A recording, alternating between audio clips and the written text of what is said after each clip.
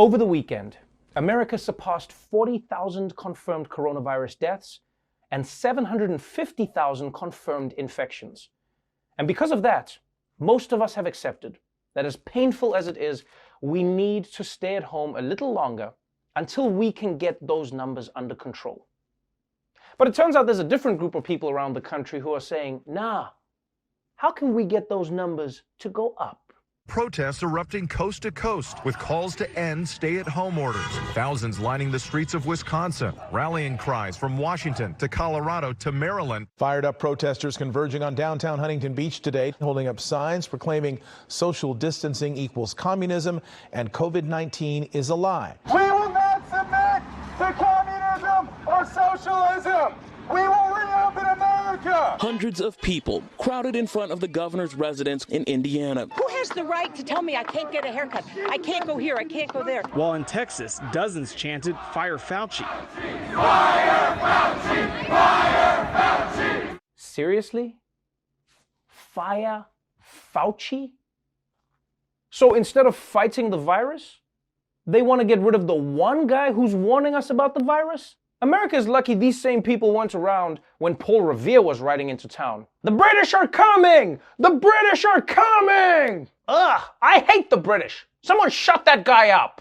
But yes, all around the country, over the weekend, protests popped up, demanding an immediate end to lockdowns. And let's be honest, people, this is both insane and counterproductive. Because the more you gather in groups, the longer the lockdown will have to go on. Can you imagine if during the AIDS crisis, mobs of people gathered to gangbang that monkey that started it all? What do we want? Monkey sex! When do we want it? Now! Now, these protests have clearly been infused with a far-right ideology. Many demonstrators wore MAGA hats, they held up anti-Semitic signs, and in Michigan, they even waved Confederate flags, a clear symbol of Michigan's proud Southern heritage. But it's not just fringe right-wing groups who have been stoking the flames. It's also mainstream right-wing groups, like Fox News. You see, after Dr. Fauci appeared on the network and made the case for continuing the shutdowns, Fox News decided to get a second opinion from a doctor everyone can trust. Talk show host Dr. Phil McGraw appearing on Fox News, blasting the government's response, appearing to downplay the pandemic. Look, the fact of the matter is we have people dying.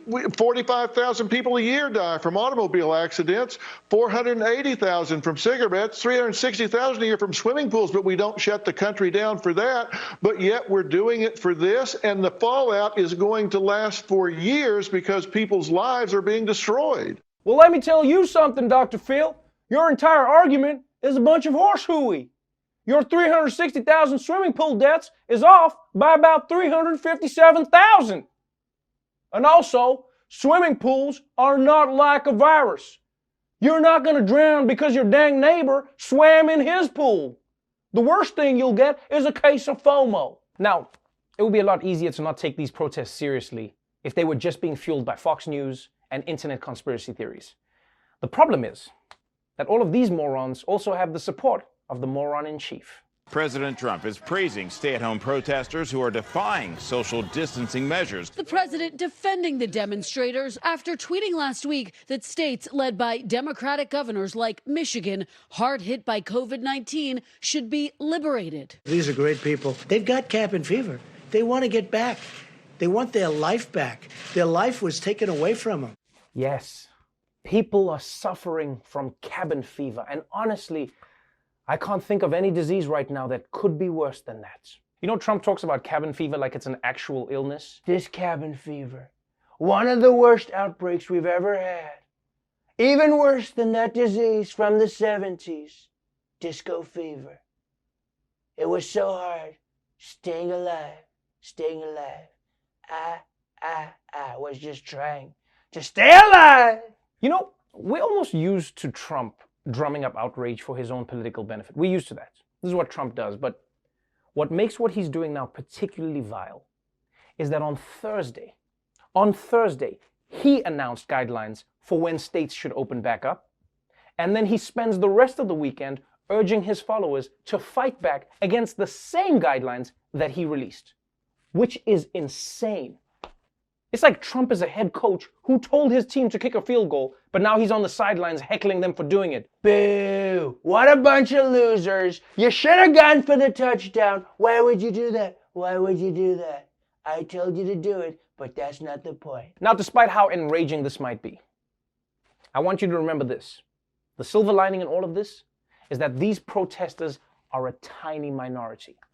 And we know this because recent polls have shown that big majorities of Americans support stay-at-home orders and, in fact, are more concerned about the economy being opened up again too soon.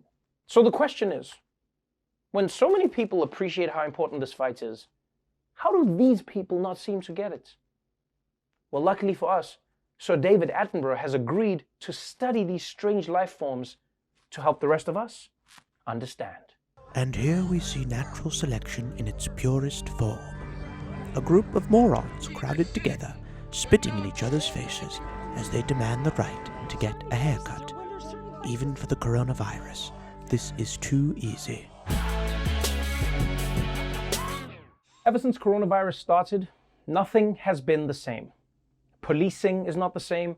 Relationships are not the same. Getting drunk at 10 a.m. is not the same. I mean, it's way less exciting if everyone's doing it now. But there's one thing that's remained surprisingly constant. And that's been the chaos within the Trump administration. Because where most administrations would be galvanized by an external threat, this White House seems to think of chaos as an essential service that they need to keep providing. And yesterday, it all spilled out into the open, starting with a bombshell. The scientist in charge of the government's efforts to make a coronavirus vaccine suddenly got fired with no explanation. Now, he says it's because he disagreed with President Trump about pushing hydrochloroquine as a miracle drug, right? But then, some people who worked with him said actually he was fired because he wasn't good at his job and he was working too slowly. And I'm sorry, people, but this is insane. We're in the middle of a pandemic, and Trump's people are squabbling like they're on an Andy Cohen reunion show.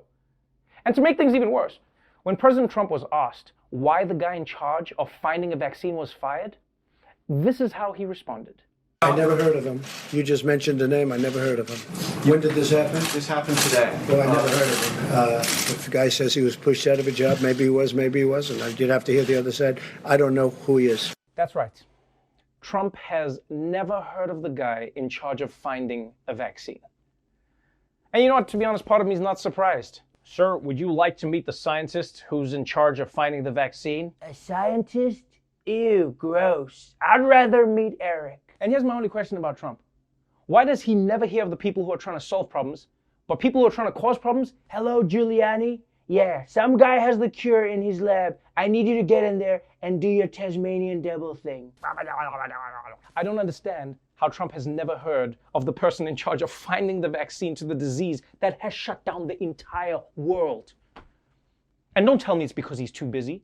I mean, this is the same man who says he's been watching every nightly news show, plus CNN, MSNBC in the morning, Fox News on weekend afternoons, and even reruns of baseball. Reruns. And let me tell you something. If you have time to watch reruns of baseball, you have time for anything. Baseball is boring when it's happening. Watching it in reruns is like watching paint dry through a PowerPoint presentation. And for this next one... But you know what? Maybe the vaccine guy is actually lucky that Trump doesn't know who the hell he is. Because the people that Trump does know, they have it even worse. Robert Redfield, director of the CDC and guy who owns a pharmacy in every Western, made news when he told the Washington Post that next winter, a second wave of coronavirus could be even more difficult to handle because it could coincide with flu season. And the idea of corona and flu hitting us simultaneously is terrifying. Because that means we're going to have to do double social distancing. We're going to wear 2 masks. We're going to stay 12 feet away from people. We're going to have to watch celebrities sing Imagine twice. Imagine, there's no people. Oh, and the president was clearly unhappy with what the CDC director said. Because right after the article came out, Trump tried to call backsies. The president also trying to walk back the head of the CDC's warning about a second wave of the virus next fall, claiming it was fake news. Totally misquoted. I spoke to him. He said it was ridiculous. He was talking about the flu and corona coming together at the same time. Bringing Redfield to the podium to clarify. I didn't say that this was going to be worse.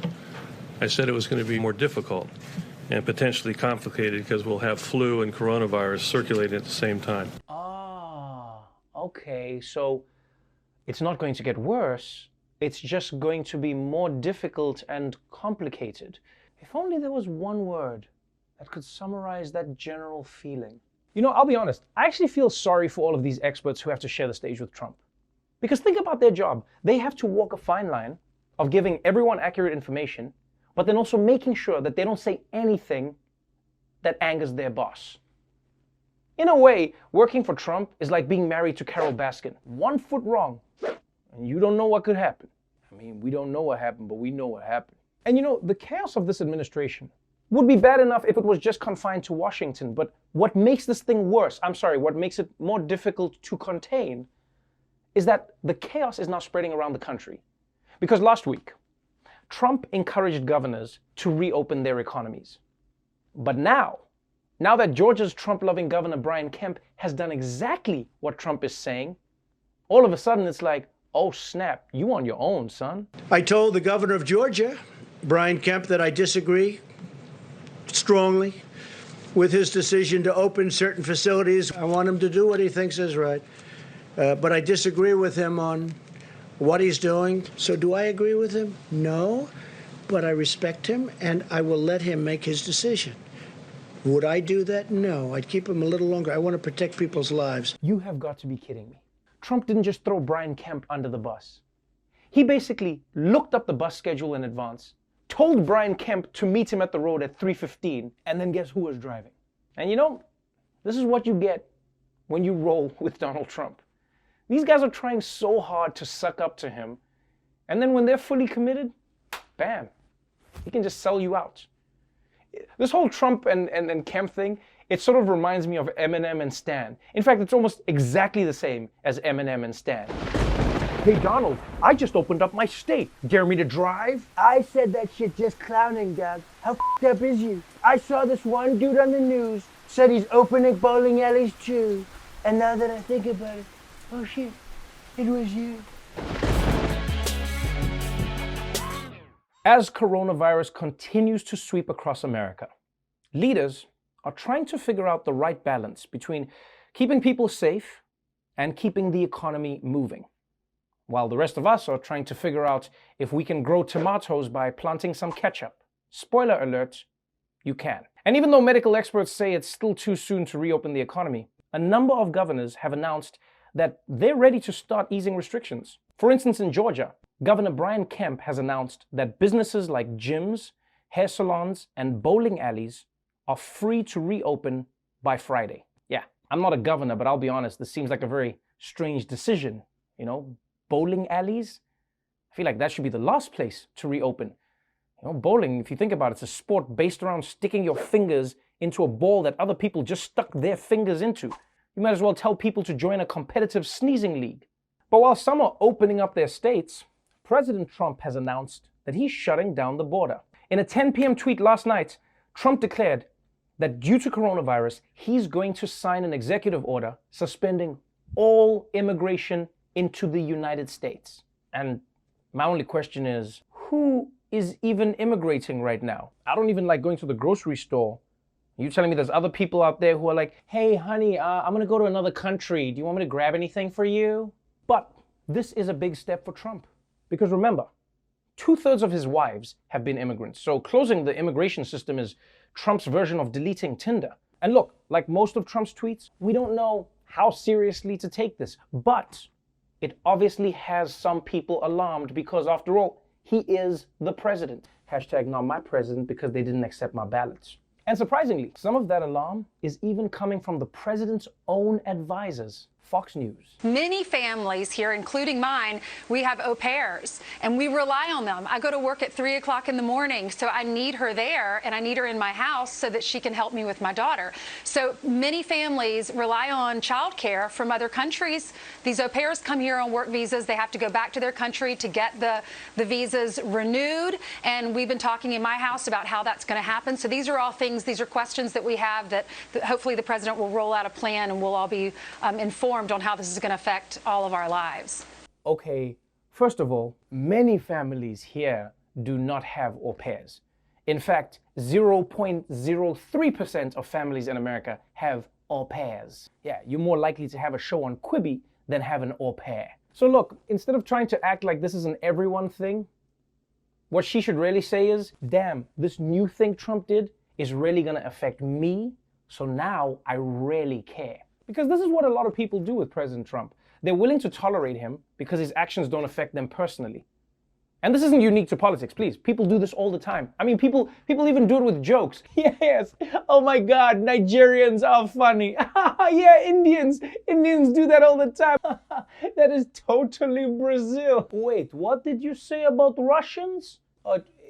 It was just another joke. Okay, I wait for you outside and then we make more joke. Now, if President Trump goes through with this immigration ban, it'll be yet another policy he's pushing through during the corona pandemic. In fact, his administration has already shut down visa applications, they've paused the refugee program, they've blocked migrants from seeking asylum, and during corona, Trump's EPA even decided to drastically cut enforcement of environmental regulations. So, don't forget, while you're finally getting around to watching Ozark and trying to bake bread for the first time, Donald Trump, he's also using coronavirus as an opportunity to do all the things he always wanted to do. The only difference is when quarantine is over and you throw away your bowl of yeast, Trump's hobbies are going to keep going for a very long time. Governor Andrew Cuomo, welcome to the Daily Social Distancing Show. Pleasure to be with you. I'm a big fan. Well, thank you very much. I think everyone is a big fan of yours right now because more than ever during this pandemic, people have sought out leaders who communicate effectively and seem to know what they're trying to do. Nobody has all the answers about coronavirus, but people look for leaders who know what they would like to do. Let's start off with New York.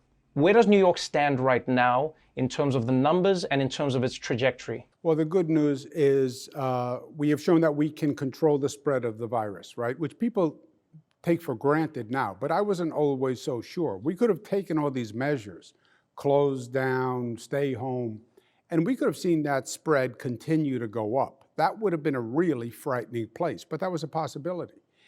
We showed that we can control the spread. It went up, the so-called plateau, it hit a flat spot, and now we're on the downside of the plateau. The question is, how fast is that decline, and how long does it take to make the decline? We have about 1,300 people per day, new diagnoses coming into the system. We lost about 474 people yesterday, which is a horrific number, but the only good news is it's less than the previous numbers of people we lost. And the hospitalization rate is coming down. We have about 16,000 people in hospitals. So the numbers are all on the decline, and that's the good news. How long does it take until that number gets to a small enough level where you can sleep at night and not worry about it? Could be 2 weeks, could be 3 weeks, could be 6 weeks. You're balancing the pressure of the people who want to and need to get back to earning a living, and also, you know, the pressure of keeping people safe as a leader. How are you weighing these numbers? Is there a point when you say the risk is worth taking to go outside? Yeah, you put the question very well. And often the question is more important than the answer. And here is one of those cases, I think. That is the balance. The pressure that people are under is phenomenal. It is traumatic. This is traumatic for people. And that's the way I think about it. You're right, the economic pressure, you have no paycheck, but meanwhile, they're still sending you the bills. You know, there was the bill collector is an essential worker, and they're piling up on your desk. You don't know when you'll go back. You don't know if you will go back. You don't know if your job is still there, if your business is still there. You've been in the house with the family for a month. It sounds romantic the first 7 days, and then it gets highly stressful when you have everyone in that environment with nothing to do and everyone has their own stresses. So people are about to burst on one level. They're under that kind of pressure. On the other hand, we had 474 people die yesterday. You tell me how many people go outside today and touch other people. I'll tell you how many people walk into a hospital three days from now. The cause and effect is that tight. This virus communicates and transfers that quickly and that precisely. So you take a situation like New York City, where social distancing cannot happen by definition. Nobody gets 6 square feet of real estate, right? You don't get 6 feet on a subway car or on a bus or on a sidewalk. You will see those numbers go up. It is an impossible balance, Trevor. It's impossible to make both sides happy, if you will. Mm-hmm. And you just have to accept that. And for me, it's going to be about the data. We're going to do testing. We're going to look at that hospitalization rate. We're going to look at that death rate. And you don't start to reopen until you have those numbers under control. So what is that number for you? Do you have that number? Is there a number that medical professionals or experts have given to you and said, this is the number that we think activates New York reopening? They won't give me the number, Trevor, because you're right. Nobody's been here on any of these situations. What they will say is the number will decline to a level that is basically a low constant, because you can't stop all transmission of the virus, right? We're never going to get down to 0. So when you get down to the lowest level you can, that's your low point. Because remember, the economy's not really closed down, right? You still have essential workers out there. You have people on buses and transportation and people in grocery stores. So that will be some low-level constant. And once we hit that number, then you can talk about starting to reopen. So we're seeing governors around America, we're seeing leaders around the world using different tactics to reopen their countries. For instance, in Denmark, they've started opening up a few schools. In Germany, they're getting ready to do that. In Georgia, they said they're going straight to bowling alleys and hairdressing, salons, etc. Do you have an idea? Are you going to say to New Yorkers, hey, we're going to start with these industries or this world, then we're going to move to this, then we're going to move to that? Or does it all open at once? Do you have an idea of what that would be? No, it has to be phased in. It has to be slow and building. And watch that infection rate as you start to open up the valve to reopen, right? As you increase the flow, keep your eye on that infection rate. We're going to have the most aggressive testing program ever done, just to monitor that infection rate. Remember, the hospitalization rate is too late. Hospitalization rate is people who are so sick they went into a hospital. We want to track the infection rate. So we watch that, start opening the flow slowly, and then basically it's a matrix. How essential is the business, and how high a risk does the business pose? The more essential businesses first, and the lower risk businesses first. So barbershops, hair salons, to me, they are on the end of the chain because they're not that essential. People would argue, but in the scope of things, they're not that essential. And they are high risk because I want to see a person perform a haircut and maintain social distancing while they give you a haircut. And I want to see the haircut that they do after they did it socially distant. So that would be at the back end, right? And on the front end, you would just basically be doing the next tranche of essential services, right? What's the next level of essential? And low risk essential. Before we go, if you are able to help people who are going hungry because of this pandemic, please consider a donation to Feeding America. They're supplying food to millions of people in America every single day, and they could use your help because even $1 can help someone get a meal. Until we meet again, stay safe out there, wash your hands, and remember to mute your mic before talking shit on Zoom. Otherwise, the other people know who you really are.